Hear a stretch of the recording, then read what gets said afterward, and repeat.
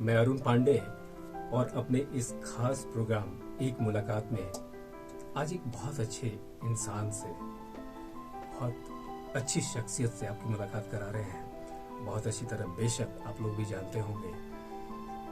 हमारे बीच मौजूद हैं आज हॉकी के महान खिलाड़ी श्री अशोक ध्यानचंद जी। इन्होंने बहुत सारे उस तरह के टूर्नामेंट खेले, एशियाई खेल हो, वर्ल्ड गेम हो, वर्ल्ड कप हो उसमें, और उसके अलावा ओलंपिक में भी इनके प्रदर्शन को काफी सराहा गया, बहुत ही तरीके से सराहा गया। और चूंकि उस फैमिली से ये बिलोंग करते थे, और आप सब लोग जानते हैं मेजर ध्यानचंद जी, तो उस फैमिली से बिलोंग करते हैं और उस परंपरा को इन्होंने इतने अच्छे तरीके से उसका निर्वाह किया कि अच्छा लगता है सुनकर, इनको देखकर बहुत अच्छा लगता है। और आज ये श्री जेजेटी रेडियो में इनका आगमन हुआ है, ये पधारे हैं, ये हम लोगों के लिए भी बहुत गर्व की बात है। बहुत बहुत स्वागत है आपका अशोक जी हमारे इस रेडियो जेजेटी के कार्यक्रम में। बहुत बहुत दिल से आपका स्वागत है। जी अरुण जी, बहुत बहुत धन्यवाद इस बात के लिए कि मेरा आगमन और मेरा आना इस यूनिवर्सिटी में हुआ है। और जिस वक्त से मैं यहाँ आया हूँ जी, एक अजब सा यहाँ का एटमॉस्फेयर है इस यूनिवर्सिटी का जी, जिसके अंदर बड़ा इंटीमेसी आप कह लीजिए, उसमें बड़ा जैसे ऐसा लगता है कि मैं यहीं का हूँ या ये सब मेरे हैं। तो एक बड़ा अच्छा माहौल है यहाँ का और इस बात को मैं अप्रिशिएट करता हूँ। ये आपका दिल है, नजरिया है, उस नजरिए से जो कि आप देखते हैं। होता है ना, कहते हैं ना कि जैसा मन आदमी का होता है अगले को वैसा देखता है। तो ये आपको, हम लोग इनफैक्ट कल आप आए हैं और बहुत सारे लोग हम लोग बात कर रहे थे कि आप आज जिस मुकाम पे हैं ना, बहुत लोग कम होते हैं वैसे, लेकिन बात हम लोग साथ साथ ये कर रहे थे कि आप कितने डाउन टू अर्थ इंसान हैं। हर किसी से आपको हम लोगों ने देखा है मिलते हुए उतने ही अपनापन के साथ, और यही कारण है कि आपको जेजेटी का भी ये सारे लोग एक परिवार की तरह लगे। ये बहुत शाश्वत सत्य है। ये क्या होता है इन सब बातों के पीछे कहीं ना कहीं आपका वो एक अवचेतन मन होता है, समझ होती है जी, या आपने कहीं कोई चीज देखी हो जी। तो आपने जो कहा ना, ये जो मिलना जुलना है, ये हर एक से मिलना, ये चीज मैंने एक तो खुद में थी, या मैंने ध्यानचंद दादा को, बाबूजी को जी से की कहानी सुन के, अच्छा, कि एक बार उनको कहीं स्टेडियम में बुलाया गया चीफ गेस्ट के तौर पर जी। ध्यानचंद साहब एक फौजी थे, एक आर्मी मैन थे, तो कहीं भी प्रोग्राम के को जब जाना होता था तो आधा घंटा पहले तैयार हो जाते थे। अच्छा, तो हमारी अम्मा से पूछती थी, अरे अभी आधा घंटा तो बाकी है, अब आप क्यों तैयार होने, अभी से बहुत टाइम बाकी। कहते नहीं, वो जो आ रहे हैं वो सिर्फ मुझे लेने नहीं आ रहे, बल्कि मुझे सम्मान देने आ रहे हैं। और जब मैं अगर उनको डिले कराऊंगा, यहाँ देरी कराऊंगा, तो वो शख्स, वो इंसान मेरे बारे में क्या सोचेगा। तो देखिए, दूसरे शख्स के मन की बात को, कि वो शख्स मेरे बारे में क्या सोचेगा कि मैंने 5 मिनट डिले कर दिया या 10 मिनट डिले कर दिया, या मैंने अपने आप को बड़ा दिखाने की कोशिश की। तो ऐसी सीख, ऐसी सोच उनके अंदर थी, और वो इंतजार कर रहे थे। इतने में जो प्रोटोकॉल के तहत जिनको आना था सज्जन को, वो आए नहीं। तो अच्छा, एक निश्चित टाइम पे वो अपना पैदल अपनी स्टिक के साथ निकल गए। वो निकले हैं तो बाहर एक साइकिल पे, दादा ध्यानचंद को झांसी में जाने वाले बहुत थे, तो उन्होंने देखा, दादा आप कहाँ जा रहे हो पैदल? तुम? उनका मुझे स्टेडियम जाना है। दादा आप मेरी साइकिल बैठ जाओ, मैं आपको छोड़ दूंगा। अच्छा, दादा साइकिल बैठ गए, उन्होंने छोड़ दिया। ये मैं उसकी बात बता रहा हूँ आपको कि किस तरह से एक इंसान के प्रति उनका व्यवहार था, या इंसानों का उनके प्रति क्या व्यवहार था।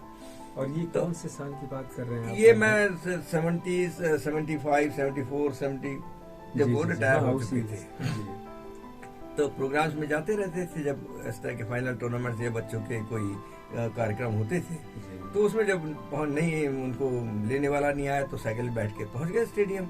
जब स्टेडियम पे उतरे साइकिल के उससे बैक सीट से, तो ऑर्गेनाइजर्स ने देखा, अरे दादा आ गए, दादा अरे गलती होगी, दादा माफी, जो भी होता है उन्होंने कहा। उन्होंने कोई बात नहीं, कोई बुरा नहीं हुआ, आप एक काम करो, एक इनविटेशन कार्ड लेकर आइए, और जो शख्स मेरे साथ में मुझे लेकर आए उनको इनवाइट करें इस टूर्नामेंट के लिए। क्या बात, इनवाइट किया गया। दादा ने अपने साथ उनको बिठाया पूरे टूर्नामेंट में, पूरे मैच के टाइम में। मैच में बिठाने के बाद जब खत्म हो गया कार्यक्रम तो उन्होंने कहा दादा ये कार खड़ी हुई है, कार में आपको हम ड्रॉप कर देते हैं। जी। नहीं, हम जिसके साथ आया है उसके साथ ही अरे जाएगा। वाह, क्या बात। ये वो चीजें हैं जो कहीं ना कहीं दिमाग में मतलब बसी वो हुई हैं। संस्कार आपको, चूंकि परिवेश वैसा मिला, कहते हैं कि परिवेश जैसा मिलता है मन मस्तिष्क वैसा ही होता है। तो एक बड़ा अच्छा ये उनके बारे में ये चीज थी। और घर में कैसा माहौल होता था आप लोगों के? मैंने, चूंकि देखिए आपके बारे में, आपके खेल के बारे में, प्रतिभा के बारे में पूरी दुनिया बहुत सारी चीजें जानती है, दुनिया के बहुत सारे लोग जानते हैं।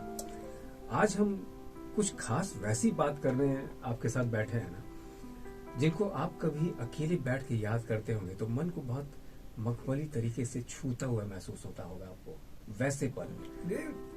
वैसे तो खेल को उस प्रचलन को जो ध्यानचंद ने एक नदी को प्रभावित किया था, छोटी सी हॉकी के खेल को जिसको दुनिया नहीं जानती थी, उसको उन्होंने इतनी ऊंचाई तक पहुंचा दिया कि भारत का नाम, हम जब गुलाम थे तब लोग जानने लग गए थे कि भारत एक देश है जिसके अंदर ओलंपिक के अंदर हॉकी की टीम दुनिया की सबसे बेहतरीन टीम है। ये 28 से शुरू हो गया था काम। तो आप सोच सकते हैं आज़ादी हमको 47 में मिलती है, और ये काम जिसमें भारत का सम्मान मान जो विदेशों में, अखबारों में, मीडिया के अंदर सब आता था। ध्यानचंद एक नॉर्मल परिवार से ताल्लुक रखते थे। हमारे दादा भी आर्मी में ही थे और प्रयाग में जन्म हुआ दादा ध्यानचंद जी का। वहाँ से उनकी बटालियन जो है वो झांसी में शिफ्ट हुई। झांसी में शिफ्ट हुई है तो 5-6 साल के ध्यानचंद होंगे। 2009-10 में आए थे। 1910 में 9-10 में आए और वहीं पर शिक्षा ग्रहण करी। और 10वीं क्लास में, 9वीं-10वीं में जब पहुंचे तो इनका खेलों में ज्यादा मन लगता था। एज यूजुअल जो बच्चों की होता है, हर बच्चे का होता है, तो इनका भी मन खेलों में लगा, पढ़ाई में उतना ध्यान नहीं था। अब वो हमारे दादा चाहते थे पढ़ लिख के कुछ नौकरी करें या ये करें वो करें, तो उन्होंने उनको एक दिन गुस्से में आके अपना पकड़ा, हाथ पकड़ के 16 साल की उम्र में आर्मी में भर्ती कर दिया। 16 साल में होते नहीं थे, लेकिन एक बच्चा प्लाटून करके आर्मी के अंदर होती थी, उसके अंदर इनको भर्ती करा दिया दादाजी ने। वहाँ झांसी हीरोज क्लब हमारा झांसी में है, जो आज 100 साल पूरे कर चुका है। हमारे लिए बहुत दुनिया का सबसे बड़ा स्थान मैं मानता हूँ उसको, और हमारे सारे हॉकी खिलाड़ी मानते हैं। और मानने की वजह ये भी 100 साल पूरे हो गए, 100 साल पूरे हुए हैं। और वो ग्राउंड वो था जिस ग्राउंड ने इस देश को 6 ओलंपिक के पदक दिए हैं। 3 ध्यानचंद दादा के, 2 कैप्टन रूप सिंह जो हमारे चाचा जी थे, और 1 पदक मेरा, जिसका मुझे अफसोस है कि जो सोना या गोल्ड होना चाहिए था वो ब्रॉन्ज के रूप में मैं हासिल कर सका 1972 में। तो ये 6 मेडल हमारे परिवार के तो ओलंपिक के हैं, बाकी दूसरे मेडल अलग हैं। तो उस ग्राउंड की खास बात यह है कि ध्यान सिंह पैदा हुए, नाम ध्यान सिंह इनिशियली, अच्छा, जो पारिवारिक नाम था ध्यान सिंह। और ये जो टाइटल चांद का बना है, ये 1928 ओलंपिक में ध्यान सिंह बनकर खेलते हैं। और जब उनका ये 36 का ओलंपिक निकलता है, जहाँ हिटलर की टीम को 8-1 से शिकस्त देती है भारतीय टीम, उसके बाद उनका नाम ध्यानचंद प्रसिद्ध होता है। अच्छा, उस समय ध्यानचंद ये नाम चेंज हुआ, 36 में ध्यानचंद हो गया था। तो ये वो शख्स थे जिनका नाम, उपनाम लोगों ने चेंज करा कि ये तो चांद की भांति चमक रहे हैं, ही शाइनिंग लाइक ए मून। और चमकते क्यों नहीं? क्योंकि जिस वक्त उन्होंने आर्मी ज्वाइन करी तो शाम 16 साल की उम्र में ज्वाइन करी, तो शाम के वक्त आर्मी के अंदर प्रचलन रहा है। और आज भी पुलिस डिपार्टमेंट में, आर्मी के अंदर या हमारे दूसरी संस्थाओं में, खेलों में, अगर जहाँ दूसरे संस्थान हैं, कि शाम के वक्त बच्चों को ग्राउंड पे खड़ा होकर कोई ना कोई खेल खेलना है। क्योंकि ध्यान सिंह हीरोज ग्राउंड पर खेलते रहे और उस ग्राउंड पर मेडल तो जीते उन्होंने, लेकिन उनकी समाधि भी उसी ग्राउंड पर बनी है। अच्छा। जिस ग्राउंड पर उन्होंने हॉकी की शुरुआत करी, हॉकी को इंट्रोड्यूस किया, हॉकी को वो ऊंचाई दी जो आज तक हम, जिसके लिए हम तरस रहे हैं। तो वो जो ग्राउंड है, इतनी पवित्र ग्राउंड है हम सबके लिए कि वहीं पर उनका दाह संस्कार झांसी के नागरिकों ने ये कहकर करा कि इनके शव को हम शमशान में नहीं, इसी ग्राउंड पर जहाँ से दादा ध्यानचंद ने अपने हॉकी के द्वारा भारत का सम्मान बढ़ाया, मेडल जिताया, एक पहचान दिलाई हमको, तो ये अब यहीं पर इनका दाह संस्कार होगा। और वैसे ही हुआ। तो एक बड़ी अजब बात उस खिलाड़ी के साथ रही, जो एक मिसाल है पूरी दुनिया में। बिल्कुल, ये एक मिसाल है, ये एक मिसाल है, एक उदाहरण है कि उस खिलाड़ी के प्रति कितना। और उसका उदाहरण तो ये भी है कि मैंने कईयों बड़े बड़े लोगों को देखा, बड़ी बड़ी विभूतियों को देखा कि उनके मरणोपरांत इतना ज्यादा उनका नाम को याद नहीं किया जाता जितना ध्यानचंद को याद किया जाता है। आज खेल को समर्पित कर दिया, खेल तो दिवस को समर्पित कर दिया गया है। बहुत बड़ी बात है उस शख्स के लिए जो एक सिपाही के रूप में, एक बच्चा प्लाटून में एक बिल्कुल नौसिखिए बच्चे के रूप में भर्ती हुआ। और जब वो प्रैक्टिस कर रहे थे तो उनके जो सूबेदार मेजर देखते हैं, इंस्पेक्शन देख रेख के लिए बाहर बैठते हैं ग्राउंड पर, तो उन्होंने देखा ये लड़का जो है बहुत अच्छी हॉकी खेल रहा है, लेकिन ये बॉल डिस्ट्रीब्यूट नहीं करता है, इंडिविजुअल खेल रहा है, ड्रिबलिंग है, बॉल को कंट्रोल है, डॉस कर रहा है, ये कर रहा है, वो कर रहा है, बॉल नहीं फेंक रहा है। 3-4 दिन, एक हफ्ते के बाद एक दिन बैठे बैठे ध्यान सिंह को बुलाया, लड़के इधर आओ। तो ध्यान सिंह गए उनके पास में, सैल्यूट किया, क्या नाम है, पूछा, मेरा नाम ध्यान सिंह है। अच्छा, हॉकी कहाँ से सीखी? झांसी हीरोज क्लब में, जहाँ मेरा घर है वहीं से मैदान में मैंने हॉकी सीखी है और प्रैक्टिस करता हूँ। नहीं, एक चीज ध्यान रखो कि तुम बहुत अच्छे तुम्हारी ड्रिबलिंग है, लेकिन ये ड्रिबलिंग तुम्हारी सिर्फ तुम्हारे 5-10 गज तक के लिए है। ये उस 100 गज की ग्राउंड तक बॉल को गोल पोस्ट में अपोनेंट के डालने के लिए नहीं है।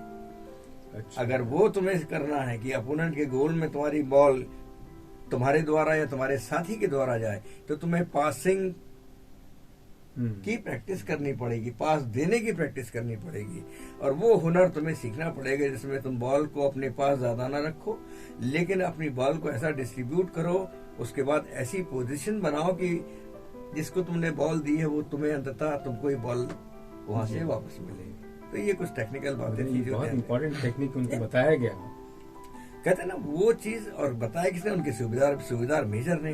अच्छा। वो बच्चे के दिलो दिमाग पर कि मेरे उस्ताद ने, मेरे कोच ने, या मेरे ट्रेनर ने, या मेरे ऑब्जर्वर ने मुझे शाबाशी दी और ये कहा कि तुम बहुत अच्छा खेलते हो, तो मैं समझता हूँ कि वो चीज़ एक मनोवैज्ञानिक तरीके से उनके दिलो दिमाग पे बैठी और उन्होंने उस चीज़ की प्रैक्टिस करना शुरू करा। और उस प्रैक्टिस के बाद आर्मी के जितने टूर्नामेंट हिंदुस्तान में उस जमाने में हुआ करते थे, उन्होंने सारे टूर्नामेंट जीते। जब वो सारे टूर्नामेंट जीते तो इनकी ख्याति और इनकी बटालियन की ख्याति, उस टाइम ये जिस रेजिमेंट में एडमिशन लिया था, उस रेजिमेंट का नाम था ब्राह्मण रेजिमेंट। अच्छा, ब्राह्मण रेजिमेंट हुआ करती थी। तो बाले तिवारी साहब इनके कोच थे जिन्होंने वो ये टिप्स दी थी, जिनका नाम इनके साथ जुड़ा ही हुआ है। एकदम से जुड़ गया कि जो कोच हैं वो ट्रेनर या पहले शख्स जिन्होंने टिप्स दी वो बाले तिवारी। बहरहाल उसके बाद से inter battalion, inter services, all India services, ये सब टूर्नामेंट ध्यान सिंह ने जीते, उनकी टीम ने जीते। तो ऑफिसर बहुत खुश हुए, ये हमारी बटालियन और आर्मी के अंदर एक ऐसी टीम बन गई जो पूरे हिंदुस्तान में बड़ी जानी मानी है जी। तो उस टीम का उन्होंने टूर कराया न्यूजीलैंड का। देखिए, पहला टूर हिंदुस्तान का आर्मी भारतीय सेना टीम, ये ब्रिटिश सेना टीम नहीं, भारतीय सेना टीम का दौरा न्यूजीलैंड को होता है 1926 में। कहाँ से शुरुआत होती है? झांसी हीरोज क्लब से शुरुआत होती है, उस ग्राउंड से शुरुआत होती है उस शख्स की। और वो जाके ध्यान सिंह उस टीम में शामिल होते हैं न्यूजीलैंड में, और वहाँ जब पहुँचते हैं तो उसके बाद जो मैच शुरू होते हैं और पहला गोल इंटरनेशनल अरीना में जो भी किया गया पूरे हॉकी के उसमें, वो ध्यान सिंह की हॉकी से पहला गोल निकलता है। और उस टोटल टूर के अंदर ध्यान सिंह के 101 गोल होते हैं। वाह, 101 गोल। और कितने महीने का ये टूर था? ये 1 महीना कुछ दिन का था। अच्छा, और उसमें 101 गोल इनके शुरुआती दौर में जी। तो आप समझ सकते हैं कि अच्छा, पहले की हॉकी में जो आप कहते हैं नहीं, हम लोग 2020 में 1920 में इंग्लैंड ने आखिरी बार ये जीता था जी, ओलंपिक। अच्छा पब्लिक या भीड़ देखने के लिए आती नहीं थी, क्योंकि कोई सिस्टम से तो आगे होती नहीं थी। जैसे हम पोलो खेलते हैं जी, घोड़े पर बैठ के, इस तरह से हम हॉकी खेलते थे दौड़कर। बस हिट मार के हम कोशिश करते थे। कोई सिस्टम नहीं था, कोई ड्रिबलिंग का प्रचलन नहीं था, कोई पासिंग का प्रचलन नहीं था। कोई जहां चाहे भाग रहा है, देख रहा है, तो लोगों को अच्छा नहीं लगता था, ये कौन सा खेल है ये। तो कोई दर्शक नहीं थे उसमें, तो उन्होंने 24 में इस खेल को ओलंपिक कमेटी ने हटा दिया, ओलंपिक एसोसिएशन ने हटा दिया कि हॉकी इतना पॉपुलर नहीं है। अब जब 26 का ये मैच होता है न्यूजीलैंड का, तो प्रेशर पड़ता है उस कमेटी के ऊपर, जहां न्यूजीलैंड के अंदर, उस टूर्नामेंट के अंदर हजारों की संख्या में लोग देखने पहुंचते थे, हजारों की लाइन भीड़ दिखी, उनके फोटोग्राफ्स आए अखबारों में, और जहां जहां इंग्लिश कंट्रीज के पेपर और मीडिया का प्रचलन था, उसके तहत उस कमेटी को 1928 के ओलंपिक में इस खेल को शामिल करना पड़ गया। कि इतना वजह उसकी क्या थी कि भारत का वो डब्ल्यू फॉर्मेशन से जो हमने खेल को खेलने का अपनाया, उसको W formation means 2 full back, 1 goalkeeper तो होना ही है, 2 फुल बैक, 3 हाफ और 5 फॉरवर्ड। अच्छा, तो ये 5 फॉरवर्ड और नीचे तक आते आते जैसे त्रिशूल के आप कह सकते हो शेप, तो वो डब्ल्यू शेप में हमारा ये हॉकी हमारी भारतीय टीम ने शुरू करी, और उसकी बदौलत न्यूजीलैंड में लोगों को मिसमराइज करा, उनको चकित कर दिया कि ये कैसा खेल शुरू कर दिया जहां बॉल छूटती नहीं है, ड्रिबलिंग अच्छी है। अब वो ड्रिबलिंग अच्छी क्यों है ध्यान सिंह की, और ध्यानचंद कैसे बनते हैं, आर्मी में जब वो उनके बाले तिवारी साहब ने अप्रिशिएट किया तो इनके अंदर और जोश आ गया। वो जो शाम की सिर्फ प्रैक्टिस करते थे, अब उन्होंने उसमें दोपहर के लंच आवर में, जब उनके साथ के लोग टेंट में सो रहे होते थे, ध्यान सिंह अपनी बॉल और हॉकी को लेकर किसी जगह जाके उस बॉल के साथ टिक टिक टिक टिक कुछ ना कुछ करना। अच्छा, वो जो आधा पौना घंटा उनका दिमाग, उनका खुद का कंसंट्रेशन, खुद की सोच, खुद का एंटिसिपेशन, और अपने विभिन्न जो हमारी मसल्स इसमें काम करती हैं कि इस एंगल पे मेरी कौन सी मसल्स का जोर आ रहा है, या मैं इस एक इमेजिनरी टीम खड़ी कर ली सामने, इमेजिनरी, अब मुझसे लड़ाई लड़नी है, प्रैक्टिस कर रहे हैं, उससे प्रैक्टिस कर रहे हैं, उस बॉल को चला रहे हैं। तो वो बॉल का चलाना, उस बॉल की प्रैक्टिस करना, तो वो ध्यान सिंह का मतलब क्या जुनून था उस समय। वजह बाले तिवारी को पैम्परिंग, मैं फिर बताऊंगा। ये वो कुछ और इसीलिए वो नाम जुड़ गया इनके साथ। बिल्कुल, ये चीज उनके हो सकता है, मैं मानता हूँ इस बात को। अगर वो चीज बाले तिवारी साहब ने नहीं करी होती, इनको पैम्परिंग, पीठ पे हाथ नहीं फेरा होता, सर पे हाथ नहीं रखा होता, ये 4 शब्द नहीं कहे होते, तो शायद वो भी उसी तरह वो ड्रिबलिंग करते रहते और उसका कोई फायदा नहीं होता, टीम हमारी के बीच में हार जाती है, चले जाते। लेकिन वो विल पावर और किलिंग इंस्टिंक्ट जो है, वो तो इनसे ही बढ़ता है जब आप मेहनत करते हैं। ये जो जर्मनी वाली बात है, हिटलर वाली जो बात है, क्या इंसिडेंट था वो? तो ये हॉकी हमारी बढ़ते बढ़ते पहुंची है, जिसके अंदर कई बातें होती हैं। 1928 का पहली बात तो ये सोच लीजिए, इमेजिन कीजिए, पूरा हमारे दर्शकगण भी बैठे होंगे, सुन रहे होंगे कि 1928 में जो टीम गई थी उसके लिए इंतजाम कैसे होंगे। अच्छा। या किसने भेजी होगी, आप खुद सोचिए इस बात को, किसने भेजा होगा, टीम कैसे सफर करेगी, ट्रैवल कैसे करेगी, उसके खाने पीने का इंतजाम कौन करेगा, ये इसका कौन करेगा। 1928 में देखिए कितना बड़ा कंट्रीब्यूट हमारे भारत के देश के उस टाइम के जितने भी फौजी होते हैं, यूनिट्स हैं, वो कंट्रीब्यूट करते हैं पैसा। अच्छा, 1928 में, और 11 खिलाड़ी खाली जा पाते हैं, पैसा इतना ज्यादा नहीं था, ये छोड़ पाया। 11 मतलब उस समय कोई भी इंग्लैंड की गवर्नमेंट या फिर इंडिया की कोई भी लोग उस ना, ये तो एक एमेच्योर गेम था उनका, इसमें कोई वो नहीं था कि इंसेंटिव कि आपको हम स्पेशल छुट्टी दे रहे हैं या हमको आपको प्रैक्टिस करने के लिए कुछ घंटे दे रहे हैं। अपना काम पूरा करो, जो भी उनका रूटीन वर्क होता था उसमें काम करने के बाद जो टाइम मिलता था, मैंने बताया ना आपको, लंच आवर में जाके प्रैक्टिस करना, और शाम के वक्त जब वो टाइम मिलता था खाने से पहले, तब जाके ग्राउंड के बाहर खड़े होकर प्रैक्टिस करना। तो ये 2 टाइम उनका खुद का उन्होंने एडजस्ट किया और खेले। तो 11 खिलाड़ी पहुंचते हैं एम्स्टर्डम में खेलने के लिए, और जैसे ही वहां पहुंचते हैं, और जैसा मैंने आपसे कहा वो फॉर्मेशन डब्ल्यू की भारत ने वहां तहलका मचा दिया। पहले मैच में 200-250 लोग थे देखने वाले, क्योंकि कोई इतना प्रचलन में खेल नहीं था। लेकिन जब अखबारों ने लिखना शुरू किया भारत की हॉकी के बारे में, भारत के खिलाड़ियों के बारे में, और स्पेशली ध्यान सिंह के बारे में कि एक भारत से खेलने खिलाड़ी आया है ध्यान सिंह, सांवले से रंग का खिलाड़ी है, और उसका खेल जो है वो इस तरह है जैसे कोई जादूगर हॉकी या बॉल को लेके चल रहा है, और वो कमाल का है। उसका असर पढ़ने वालों पर हुआ, और आखिर में ये लाइन जो उस टाइम के पेपर भी निकाल लिए गए हमारे पास में है, तो उन्होंने कहा कि उन लोगों के कारों के स्टीयरिंग जो पहले एथलेटिक फील्ड में जाते थे, एथलीट देखने के लिए जाते थे, या स्विमर्स के पास जाते थे, या बॉक्सर इनके पास जाते थे, वो स्टीयरिंग उन्होंने हॉकी के स्टेडियम की तरफ मोड़ दिया। और आखिरी मैच जो हुआ फाइनल हॉलैंड के खिलाफ, जिसमें ध्यान सिंह को बुखार चढ़ा था 103 डिग्री का टेम्परेचर। एक दिन पहले मैनेजर आके बोलते हैं, ध्यान तुम कैसे खेलोगे कल, तो तुम्हारा ये टेम्परेचर 103 का है, खा भी नहीं रहे हो, तुम्हारा बॉडी भी लूज हो गया। कहते हैं मैं एक फौजी हूँ, मैं एक लड़ाका हूँ, मैं फाइटर हूँ, आप फिक्र ना करें, कल का मैच मैं खेलूंगा। और जब फाइनल मैच हुआ, भारत ने उनके ऊपर 3-0 से पहली बार ओलंपिक के अंदर हॉलैंड की टीम को हराया। तो ये जो शुरुआत हुई है ओलंपिक की। और दूसरी बात और सुन लीजिए कि जब टीम रवाना हुई है गेटवे ऑफ इंडिया बॉम्बे से, पानी के जहाज से जाती थी जी। 3 लोग थे सिर्फ सी ऑफ करने के लिए भारतीय टीम को, और जब लौट कर आती है मेडल के साथ गेटवे ऑफ इंडिया पे हजारों लोग। ये वो चीज थी जिसने अट्रैक्ट किया देश के लोगों को एक सूत्र में बांधा। हॉकी क्या है ये बताने का काम, इसीलिए जादूगर उनको कहा जाता है। ये जादूगर। हाँ, हम वो इंसिडेंट जानना चाह रहे थे। हिटलर ने कभी उनको ऑफर किया था अपने हिटलर ने 36 में जो ओलंपिक किया था, हिटलर ने इस वजह से किया, वो दुनिया को दिखाना चाहता था कि मैं फौजियों के साथ तो दुनिया को जीतना ही चाहता हूँ। टैंक हैं, बंदूकें हैं, एयरक्राफ्ट है, मैं खेलों में भी अव्वल हूँ, सबसे अच्छा हूँ। And he wanted to show it, दिखाना चाहता था। उसने ओलंपिक कराए। भारत की टीम को भी इन्विटेशन मिला, क्योंकि हम 2 बार के गोल्ड मेडलिस्ट थे 28 और 32 के।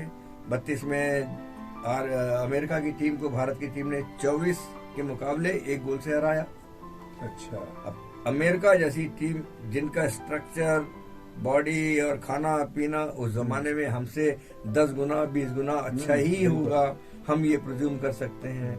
उनके पास वो रिसोर्सेस होंगे जो हमारे पास थे ही नहीं, उनके पास वो इक्विपमेंट होंगे जो हमारे पास थे ही नहीं।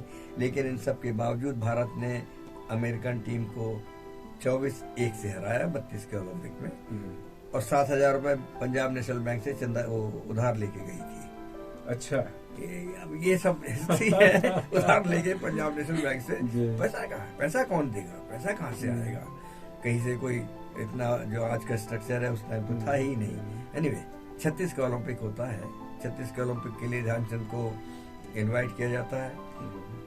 इनकी आर्मी एडवांस होने वाली थी बर्मा बॉर्डर के लिए, तो इनको छुट्टी नहीं मिली ध्यानचंद को। तो वो उसी अपनी बटालियन के साथ खड़े थे। उनके इंचार्ज इनको सी ऑफ करने के लिए अपनी बटालियन को आए। जब वो सबसे हाथ मिला रहे थे सी ऑफ करने के लिए, तो देखा तो ध्यानचंद भी खड़े हुए हैं। ध्यान, तुम यहाँ खड़े हो, तुमको तो कैंप में होना चाहिए, ओलंपिक कैंप लगा। ये वो अच्छा प्लाटून कमांडर उस जमाने का, तुमको तो वहां होना चाहिए। भाई ध्यान को रिलीज करो, release him at once and make the arrangement कि ये अपना कलकत्ता में जाके टीम को ज्वाइन कर सके। बताइए, इस तरह की लाइफ के अंदर उनकी चीज होती है कि एक दिन पहले ही बस सिर्फ उनको भेजा जाता है कैंप के अंदर। और सबसे बड़ी बात, लोगों का कोऑपरेशन भी बड़े दिल से मिला इनको। तो इतना बड़ा अब हम तो खैर अब ना तो टेलीविजन उस जमाने में, ना फोटोग्राफ्स, ना ये, लेकिन एक जो चीज थी वो प्रसिद्धि ध्यानचंद की among the army man also. Army वाले, अब जब ये लफ्ज उन्होंने कहा कि ये तो कैंप में होना चाहिए, इसका मतलब वो ध्यानचंद को बहुत अच्छी तरह से जानते थे कि ये शख्स की क्या कीमत है। 2 ओलंपिक के मेडलिस्ट लिए हुए, और बोलते भी हैं ये तो 2 ओलंपिक मेडलिस्ट हैं, इनको आप यहाँ कहाँ खड़ा किए हो, इनको बोलो कि रिलीज करे। और ध्यानचंद जब कलकत्ता पहुंचते हैं तो ऑलरेडी कप्तान अनाउंस हो चुका होता है। क्योंकि ये लेट हो गए थे, तो पहले ही टीम डिक्लेयर हो गई, इनका नाम नहीं था। लेकिन जब ये पहुंचते हैं तो इनका नाम ऐड होता है। दूसरा, उसमें जो कप्तान अनाउंस हो चुका होता है, लेफ्ट आउट जाफर साहब, वो स्टेप डाउन करते हैं, नहीं इस टीम का असली कप्तान आ गया है और ये कैप्टनसी में। मतलब खेल भावना भी वैसे ही। तो ये एक खिलाड़ी की दूसरे खिलाड़ी के प्रति क्या अजब चीज, और वो कप्तानी उनको दी जाती है। ध्यानचंद अपनी टीम को लेके पहुंचते हैं बर्लिन। इन तीनों ओलंपिक में एक बात कहना चाहूंगा मैं कि इंग्लैंड ने अपनी टीम फील्ड नहीं करी ओलंपिक में, जो कि 1920 में वही जीता था, आखिरी बार खेला था। वजह कि 28 में जब टीम गई थी एम्स्टर्डम, उसके पहले कुछ मैच इंग्लैंड में खेले गए, 8-10 मैच ओलंपिक से पहले खेले गए, और उस मैच में, प्रैक्टिस मैच में, भारत की टीम ने इंग्लैंड की टीम को रौंद दिया वहां पर, जो उनकी टीम। तो उस डर से कि भाई अब अगर हम जाते हैं पार्टिसिपेट करने और भारत की हराएगी हमको, तो और हम हार गए तो हम क्या शक्ल दिखाएंगे हिंदुस्तान में कि हम तो उनके ऊपर रूल कर रहे हैं और वो हमें हरा रहे हैं खेल में। तो उस डर से उन्होंने तीनों ओलंपिक में टीम नहीं भेजी। और भारत की टीम जब 36 के लिए जाती है, फिर पहुंचती है वहां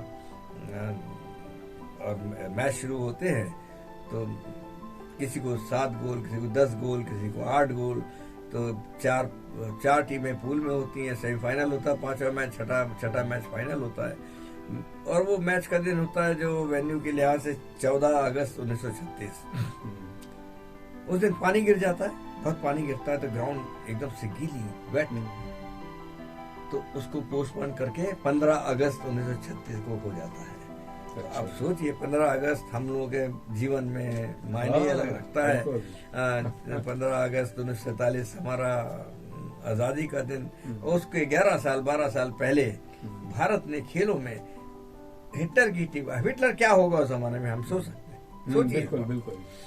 और उसको एक छोटी सी टीम, गुलाम कंट्री की देश की टीम, उसने उस टीम को 8-1 से शिकस्त देती है वो टीम। अच्छा। 8 के मुकाबले 1 गोल से हिटलर मैच देख रहा है, उसको बिल्कुल शक शुबा नहीं था कि उसकी जर्मनी की टीम भारत को नहीं हराएगी। वो इसी भरोसे में बैठा था कि हमारी टीम अच्छी है।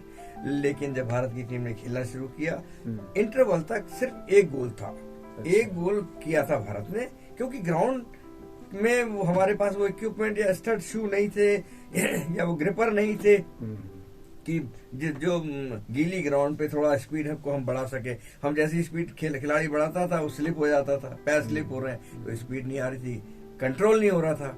इंटरवल में मेरे चाचा कैप्टन रूप सिंह, अच्छा, जिनके नाम की एक स्ट्रीट 1972 ओलंपिक में जब मैं खेलने गया, तो ओलंपिक विलेज में एक स्ट्रीट पे नाम लिखा हुआ है, कैप्टन रूप सिंह स्ट्रीट। क्या हुआ? ये उस घराने की और देश के सम्मान की चीजें हैं जो मैं समझता हूँ बिरलों को ही हासिल होती है, जो उस परिवार के लोगों ने हासिल करी अपने खेल से, अपनी कला कौशल से, अपने उन चीजों से।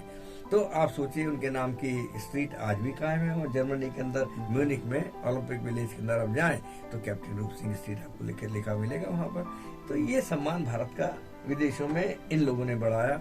इंटरवल में दोनों भाई खड़े होते हैं, आपसी मंत्रणा करते, भाई हमको स्पीड नहीं मिल रही, बॉल कंट्रोल नहीं हो रहा, और ये जर्मन अगर 1 गोल कर देगा, इनका हिटलर बैठा हुआ है, तो हम यकीनन हमारी टीम हार जाएगी। इससे बचने के लिए अब क्या करा जाए? दोनों भाइयों ने अपने जूते उतार के फेंके। अच्छा। स्टॉकिंग फेंकी और शिन पैड जो होता है, जरा सा लकड़ी का टुकड़ा जो आपके नीचे के पैर को बचाता है चोट लगने से, उसको भी निकाल के फेंक दिया और नंगे पैर उसमें खेले हैं। अगले 30 मिनट के अंदर भारत की टीम 7 गोल मारती है।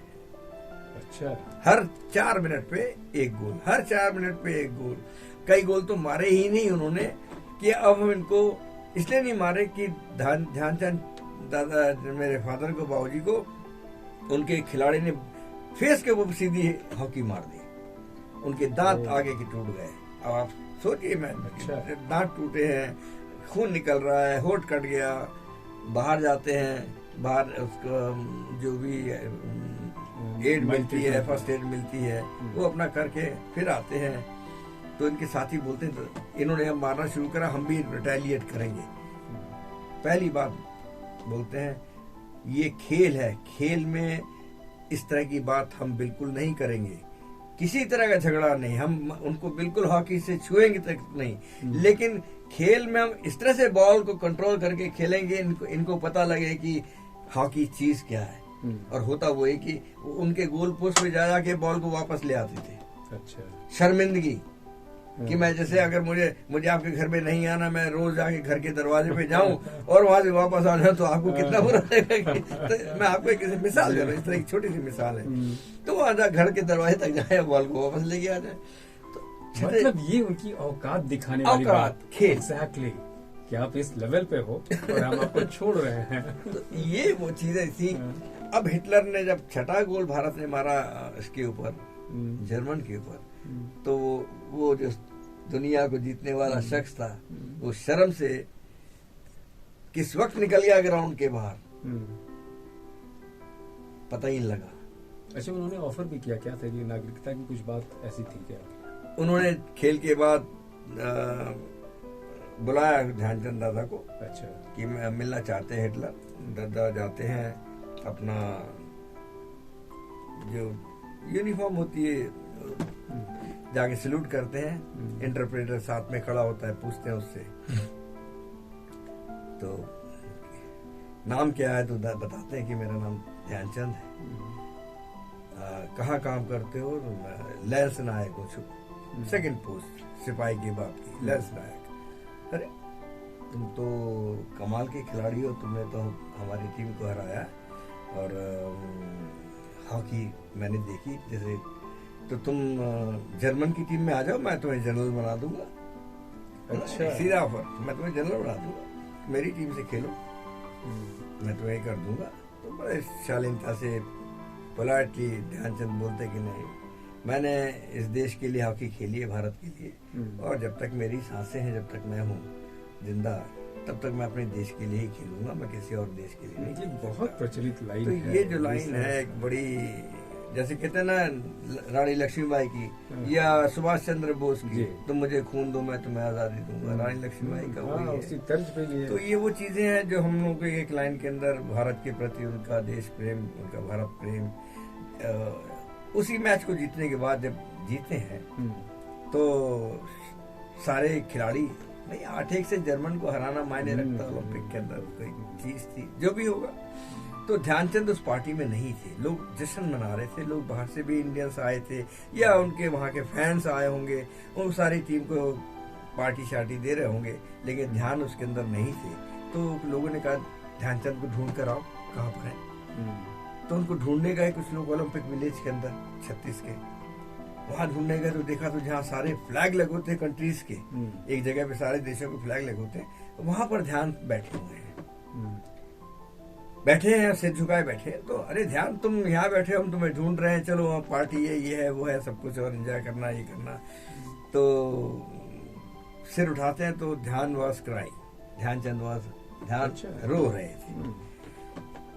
तुम रो रहे हो ध्यान? उनके साथियों ने कहा तुम क्यों ऐसा कर रहे हैं, क्या बात है? कहते मैं रो इसलिए रहा हूँ, और उन्होंने स्ट्राइक कलर की जगह वो जो यूनियन जैक था उसकी तरफ इशारा किया। अच्छा। कि ये जो झंडा है, ये जीत मैंने इस झंडे के तले हासिल करी, मैं बहुत खुश होता अगर इसकी जगह मेरा तिरंगा झंडा यहाँ पर लगा होता। और वो ड्यूटी आपने निभाई। उनकी उस समय की सोच और कल्पना, तो जो भी ये वो चीजें थी जिसने एक देश को मजबूती दी, हमारे खिलाड़ियों को पूरे देश के अंदर चंदा किया गया। देखो बड़ी बातें थी सर। 1936 की टीम, मैंने कहा ना 28 में पैसा कहाँ से आएगा, 32 में पैसा कहाँ से आएगा, लोन लिया पंजाब ने, 36 में पैसा कहाँ से आएगा, पूरे देश से अपील करी, पूरे देश भर से अपील करी, और उसकी फिर अपील का असर ये हुआ, जितने राजा महाराजा नवाब जागीरदार और बड़े बड़े लोग रसूख वाले थे और हमारे दूसरे चाहने वाले खेलों को, उन्होंने अपने अपने तरीके से देश उस हॉकी के लिए चंदा किया। कोई 250 रुपए, कोई 300 रुपए, कोई 200 रुपए, ये जितने हमारे उसमें बिरला, मोदी उस जमाने के, पटियाला महाराज, निजाम हैदराबाद, मानवदार, कुरवई, भोपाल, पटियाला, ये सब राजा लोग, लखनऊ के हमारे, बिहार के राजा, उन्होंने भी दिया। तो वही ये हथौड़ा पैसा इसमें। 2000, 1000, 2000 करके 52,550 रुपए इकट्ठा हुआ। अच्छा।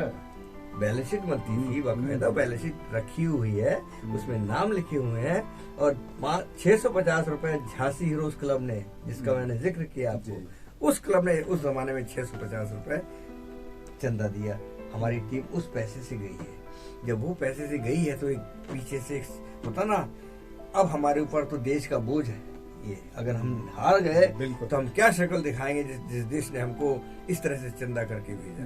तो ये कुछ चीजें हैं जो मोटिवेशन थी उस टीम के लिए, और उसने उस टीम को वहां पर 8-1 से जर्मन की टीम को हराया, उस ऑफर को ठुकराया, और भारत का नाम हॉकी के अंदर तो मैं समझता हूँ कि एक अलग से उन्होंने, पॉलिटिकली तो मैं नहीं ये कह सकता जान सकता, लेकिन खेलों के बतौर कि खेल एक ऐसी चीज है इसमें कोई रेखा नहीं है, कोई सीमा नहीं है, कोई उसकी बाउंड्रीज नहीं है। मैं किसी भी देश के खिलाड़ी को पसंद करता हूँ खेलों में, अलग अलग खेलों। तो इस तरह की चीज हॉकी के साथ हुई, और उसमें ध्यानचंद अग्रणी। फिर हमारे साथ खेल शुरू हुआ। रोज कहते हैं ना कि आपका जो सराउंडिंग माहौल है बच्चे का, जिस जगह आप रहते हैं या जिस काम में आप हैं, बच्चा उसी में बढ़ता पड़ता। तो आपके गुरु तो वही हैं। कौन? आपके गुरु आपके पिता ही हैं। गुरु तो वो हैं जिन्होंने सिखाई होगा, कि हमारे गुरु ने तो कुछ सिखाया ही नहीं, रोका उन्होंने तो हम लोगों को खेलना नहीं है। मैंने आपके पिता ये हॉकी तो इसकी बारीकियों को आपसे साझा करते थे? नहीं, सब नहीं। पहले के बाप लोग बड़े अलग टाइप की तो फिर ये आप इस लाइन में कैसे बढ़ पाए? दूर रहो, दूर से सीखो। अच्छा। ये उस टाइम के। तो फिर इसमें आप आगे कैसे बढ़ते गए? अब वो कहा नहीं, भारतीय हॉकी ने पूरे देश के अंदर एक अलग सी हवा बाहर रखी थी हॉकी की। आप 10 कदम पे जाए, 20 कदम पे जाए, कोई छोटा स्कूल है वहाँ हॉकी हो रही है, क्लब में जाए हॉकी हो रही है। एक शहर के अंदर 15-15, 20 क्लब है और वो हॉकी खेल रहे हैं। शुरुआत कैसे? तो हमारी शुरुआत में देख के हुई, हॉकी पकड़ ली। हॉकी पकड़ी तो फिर प्रैक्टिस करनी शुरू कर दी। प्रैक्टिस करना शुरू की, जितनी समझ थी उससे करी। उस समझ के बाद 1964 तो ये सब चीजें बढ़ती चली गई अपने आप से, जबकि उन्होंने मना किया, क्योंकि स्पोर्ट्स कोई कैरियर नहीं था उस जमाने में। कैरियर आपका कोई पैसे का चंदा लेकर जाते हैं, और आज के डेट में तो लोग आपको देकर बुलाते हैं, देके बुलाते हैं। सिनेरियो बिल्कुल चेंज हो गया है। टोटल बिल्कुल ठीक बात। तो वो दौर अलग था, और खुशी है उस दौर ने, हॉकी ने भारत को खेलों में अपनी पहचान बनाई, जिसका इम्पैक्ट आज तक कायम है। कोई से भी हमारी सरकारें रही, सभी सरकारों ने खेलों को और खासतौर से हॉकी को बहुत बढ़ावा दिया। और देखिए रिसेंटली आपने भी सुना होगा, जब टीम ओलंपिक में, पिछले ओलंपिक में ब्रॉन्ज मेडल जीत कर आई थी, तो प्रधानमंत्री नरेंद्र मोदी जी ने पार्टी दी थी घर पे। और उसमें एक लाइन कही थी जो मैं हमेशा बोलता हूँ। उन्होंने कहा कि हम कितने भी मेडल हम दूसरे खेलों में जीत लें, लेकिन जब तक हॉकी के अंदर मेडल नहीं मिलता तो ऐसा लगता है कि हमने कुछ जीता नहीं, अधूरा। तो ये वो चीजें हैं जो इस खेल के इम्पैक्ट को, इसकी गरिमा को, इसके पास्ट को आगे बढ़ाने में सहायक सिद्ध होती है। खुशी है कि उसका मैं एक पार्ट रहा है। हाँ, मतलब ये खेल को जिस तरह से प्रमोट किया जा रहा है, मतलब आप खुद अभी साक्षी हैं यहाँ पे, जिस जगह पे आप बैठे हैं, ये भी शिक्षा को लेकर आगे बढ़ा था। उसमें भी नारी शिक्षा को लेकर हमारे जो चेयरपर्सन है डॉक्टर विनोद टिंडोरा। अब साथ साथ नारी शिक्षा और शिक्षा को लेकर बढ़ने के बाद अचानक गेम के प्रति, खेलों के प्रति इनका रुझान जो है ना बहुत ज्यादा हुआ, और आज उसके साक्षी है आपकी। इतना बड़ा महाकुंभ हो रहा है जिसमें इतने फेडरेशन के लोग आए हैं, और सब लोग इस तरह से शामिल हो रहे हैं जैसे वाकई कोई उत्सव हो। तो ये रुझान बताता है कि हम आज कहाँ हैं खेल के प्रति, उसके नजरिए को देखते हुए लेकर किस तरह से बदलाव ये बहुत डेफिनेटली।